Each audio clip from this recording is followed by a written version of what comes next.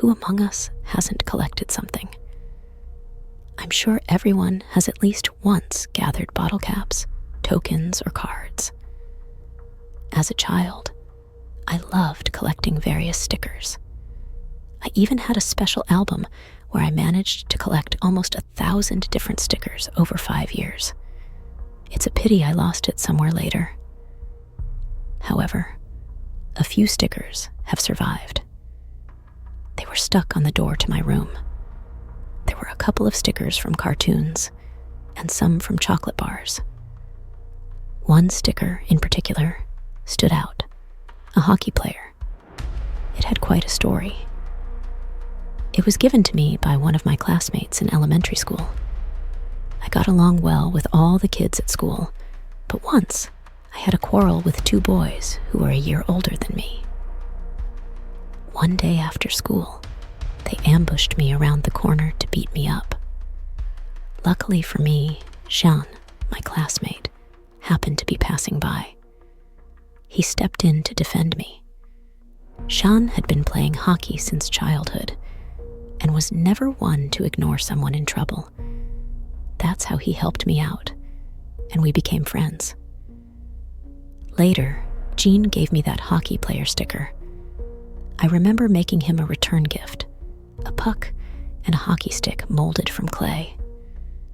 I'm 26 now, meaning I graduated from school almost 10 years ago. Jean and I lost touch after 5th grade when he moved to another city. Nevertheless, I have fond memories.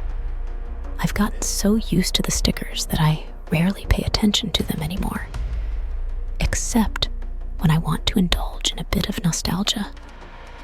Yes, I live alone in an apartment that I inherited from my parents. My father passed away a few years ago, and my mother moved into a 1-bedroom apartment. "You need the 2-bedroom more, dear," my mom said. "You'll find a husband, have a baby, and the second room won't go to waste." It's true that a wedding isn't on the horizon for now.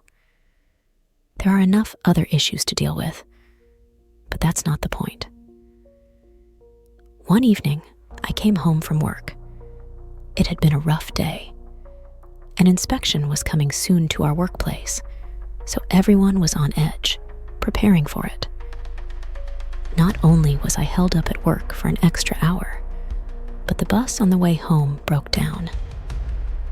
The minibus that runs my route only comes every half hour, so I had to wait another 30 minutes.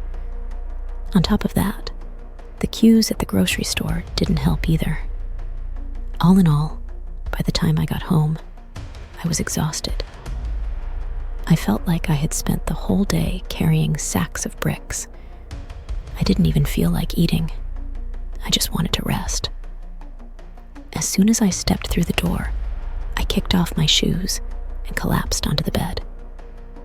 Those brief moments of relaxation were interrupted by a vague feeling. I don't know how to explain it, but I suddenly felt uncomfortable. The main thing was that I couldn't figure out what was wrong. The temperature in the apartment was fine. There were no drafts.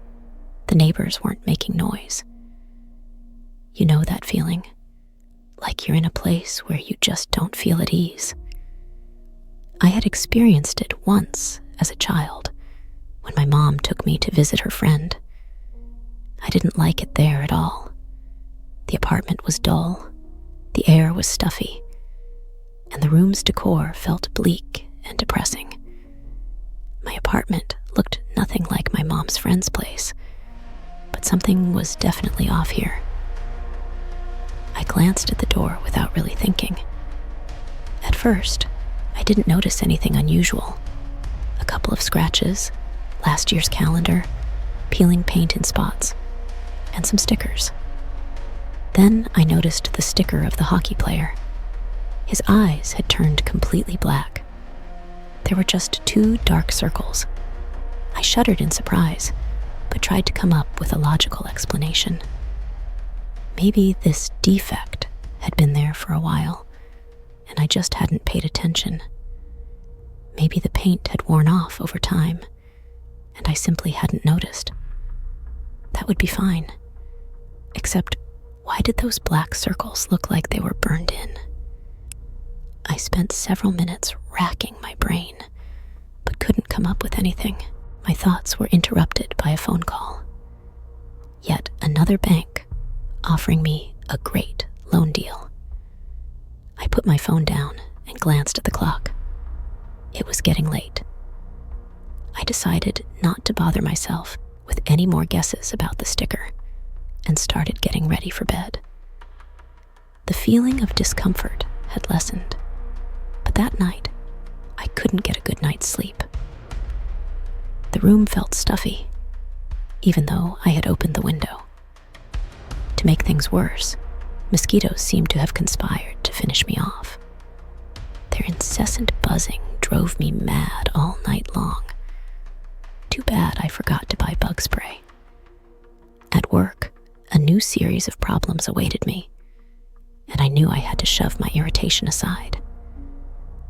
Everyone was struggling, and adding to the tension with my bad mood wouldn't help.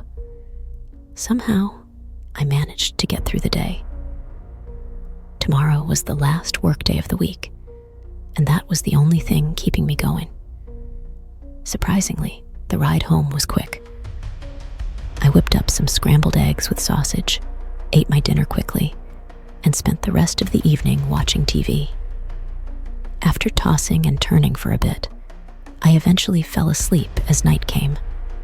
I dreamt of hockey. I watched in awe as the players skated effortlessly across the ice. They skillfully hit the puck with their sticks, sending it flying from one end of the rink to the other. 3 periods passed, and the game ended. The crowd started clapping, applauding the athletes for their spectacular performance. I stood up and clapped too, watching the hockey players. The blue team won, but for some reason, my attention was drawn to the red team's goalie. The player took off his helmet, and I felt a shudder run through my body. A strange black haze surrounded the athlete's eyes. There were a lot of people in the arena, but I was sure he was staring directly at me. He stood still, unflinchingly, his gaze drilling into me. I don't know how long this staring contest lasted, but suddenly I heard a whisper. Yes, on that noisy arena, among the endless sounds of people cheering and shouting, I clearly heard someone whispering. That quiet voice seemed to be inside my head, because the 4 guys standing next to me didn't react at all and were completely focused on the game. I tried to make out at least some of the words I heard, but I couldn't understand anything. It was just some sort of gibberish. Eventually, the whispering seemed to start cutting me from the inside, and I got a headache. I grabbed my ears and fell to my knees, after which I suddenly woke up in my bed. The voice was gone, and the room was silent. Only the occasional sound of passing cars could be heard from outside. I sighed heavily and stared at the ceiling. For the second night in a row, I couldn't sleep. That dream reminded me once again of the hockey player sticker. I got out of bed and walked to the door, turning on the light. The sticker showed a hockey player, exactly the same as in my dream. Instead of eyes, there were those same 2 black circles. I ripped off the sticker, tore it into several pieces, and threw it in the trash.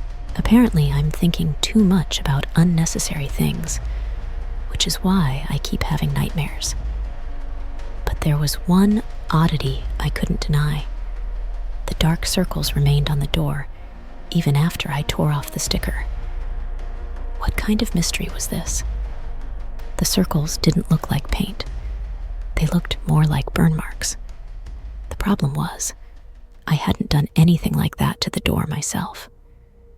I tried to find an explanation for it yesterday when I first noticed the strange sticker. I started feeling uneasy. I don't believe in all those ghosts, spirits, and other nonsense, but I couldn't deny the presence of those strange circles on the door. In the end, I made myself some tea and went to bed closer to 4 a.m. I woke up a couple of hours later and was even late for work due to the poor sleep. Fortunately, my boss didn't notice, so I managed to avoid extra stress. I can skip the details of my workday as the real nightmare began the following night. I planned to catch up on sleep over the weekend and regain my strength, but that wasn't meant to be. I went to bed early and even slept peacefully for a few hours, but an inexplicable rustling woke me up.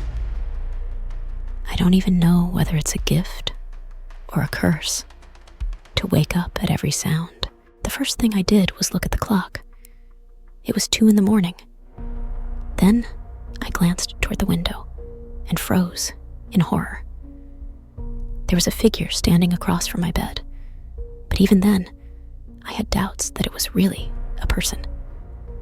Then who or what was it? How did this stranger get into my apartment? The moonlight and streetlights helped me make out the nocturnal visitor just a little. It looked like a man in hockey gear. His face wasn't visible, hidden behind a goalie's mask. For a moment, I thought I was still in a bad dream. I pinched myself. It hurt, but the stranger didn't disappear. I closed my eyes and opened them again. The result was the same, except now the guest had taken a step closer to me. At that point, I couldn't take it anymore. Jumping half a meter off the bed, I flew out of my room like a bullet. In a few moments, I made it to the bathroom and locked the door. Now I faced another problem.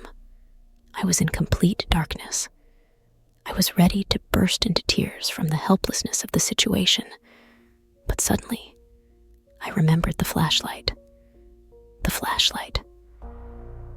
A week ago, I was cleaning the floor under the bathtub and used it, leaving it on top of the washing machine, too lazy to put it back in the closet. I immediately thanked myself for my laziness and fumbled in the dark until I grabbed it. Now, I prayed that the battery wouldn't die and leave me in darkness. I aimed the flashlight at the door, feeling my heart pound anxiously, as if I had just run several kilometers without stopping. But the worst was yet to come. I watched in horror as the lock on the door started to turn counterclockwise. It became clear that the nocturnal visitor was trying to get to me. I gripped the handle and lock with all my strength to keep the stranger out of the bathroom. At the same time, I held onto the flashlight tightly, knowing that my greatest fear was being left alone in the pitch-black darkness with this hockey player. I don't know how long this battle for the bathtub lasted, but at one point, the door handle fell off, refusing to participate in this struggle with the supernatural.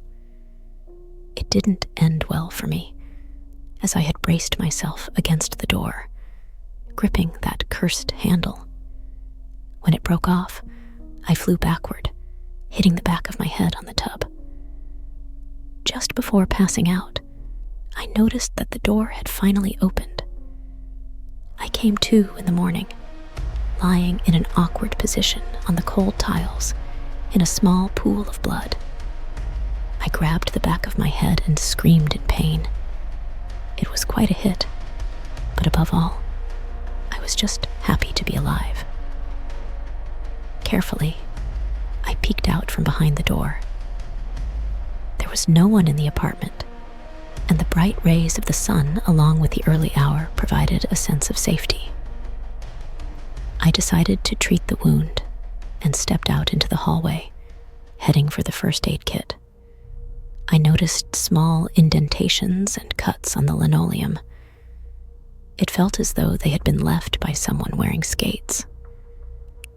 At least now, I had no doubt that the nighttime visitor was real. However, who he was and what he wanted remained a mystery. I took a brief pause and tried to process everything and piece the facts together. I realized that it all started with the sticker. Likely, the core of the matter wasn't the sticker itself, but the hockey player depicted on it. I now understood how ill-timed my decision to peel it off was. Thankfully, I hadn't taken out the trash, as there was barely any. Collecting the sticker pieces proved challenging, but I managed it. That's how I at least learned the hockey player's name. His name was Pierre. It's great that we live in a digital era where, if not everything, then at least most things can be found on the internet. This allowed me to quickly gather information about the hockey player from the sticker. His sports career turned out to be eventful. He had been playing hockey since childhood, and by the age of 20, he was already competing in international tournaments. He played against various countries: Finland, Canada, Switzerland, and Japan. Victories didn't always come his way, but Pierre never lost heart, and each game gave him valuable experience. However, during one match, he suffered a serious injury that ended his hockey career. What shocked me the most was that one source mentioned he had passed away a week ago, though no cause of death was given. This left me puzzled. Pierre was only 40 years old, an age when most of life still lies ahead. At least his death explained the strange events that had occurred a few days prior. I no longer doubted that the nighttime visitor was Pierre, or rather his ghost. After something like this, it's hard not to believe in the supernatural. I also figured out that the sticker and the black circles on it were some sort of omen before all the chaos started. I couldn't understand what exactly the ghost wanted from me. I decided to dig deeper and found Pierre's social media profile. It was a pretty ordinary account, a few photos, including some of him in his hockey gear. There were a couple of reposts from sports communities, and under his latest post about hockey, there were comments like, "Rest in peace, Pierre. There are no ex-athletes." At least it confirmed that the news of his death was true, and not a cruel joke or fake news. Finally, I checked Pierre's friends list, and even found his mother there. I thought she might be able to help, so I messaged her. I introduced myself as an acquaintance of Pierre's, and asked her a few questions about him. That's when more details emerged, things I hadn't known. It turned out Pierre really was a successful hockey player, as I had read earlier. But then, a streak of bad luck seemed to strangle him. The sports injury was the starting point. After that, other health and life problems followed. But the final blow was cancer. Yes, this happens sometimes. A person spends their whole life taking care of their body, watching their health, and yet fate delivers such a terrible verdict. It's a topic that one could ponder endlessly. According to the woman, before Pierre passed, he was drawn to such reflections, and despite excruciating pain, he wrote several dozen pages of his thoughts on the matter. However, what upset him the most was something else. The fact that people only see the tip of the iceberg called success. After his injury, both the coaches and referees, as well as his teammates, quickly forgot about him. The harsh reality is that today, you're in the spotlight, your photo and name on collectible stickers. But tomorrow, you're discarded material. No one visited the hockey player or cared about his condition in his final days. Only his mother stayed by his side until the end, offering him the last rays of kindness and love. It was only afterward that the woman received condolences from a few people, and Pierre garnered a few sympathetic comments on social media from his 3 most loyal friends after the funeral. I felt incredibly sorry for Pierre and his mother after hearing the story. I was almost ready to fall into depression myself from the injustice of it all. But the woman asked me to go to church and light a candle for her son. I feel like my Pierre still hasn't found peace, the hockey player's mother explained. We need to light a candle for him and remember something good about him. Then he will leave this world with a calm soul. At first, I thought about telling the woman about the strange events in my life over the past few days, but I decided against it. I didn't want to seem crazy, nor press on a sore subject. I'm not particularly religious, but I still decided to follow the woman's advice. I went to the church, lit a candle for the hockey player, and mentally thanked him for the pleasant connection to the past. I had no desire to spend another night at home, so I decided to book a room at an inexpensive hotel. By around 11 p.m., I had checked into the room and taken a shower. I expected more surprises that night, but to my surprise, everything went smoothly. I didn't hear any strange noises, no ghost appeared, and there was no stifling heat or insects disturbing my sleep. I stayed in the room until noon, when the maid came and asked me to check out. Reluctantly, I headed back home. As soon as I entered the apartment, I immediately noticed the linoleum. The skate blade marks were gone, as if they had never been there. The door handle was also as good as new, as though I had never torn it off. Miraculous. I walked into the kitchen and jumped when I noticed a note on the table. It read, "Thank you for praying for me. Forgive me for haunting you. I won't disturb you anymore. Goodbye. Sincerely, Pierre." I crumpled up the paper and threw it into the trash.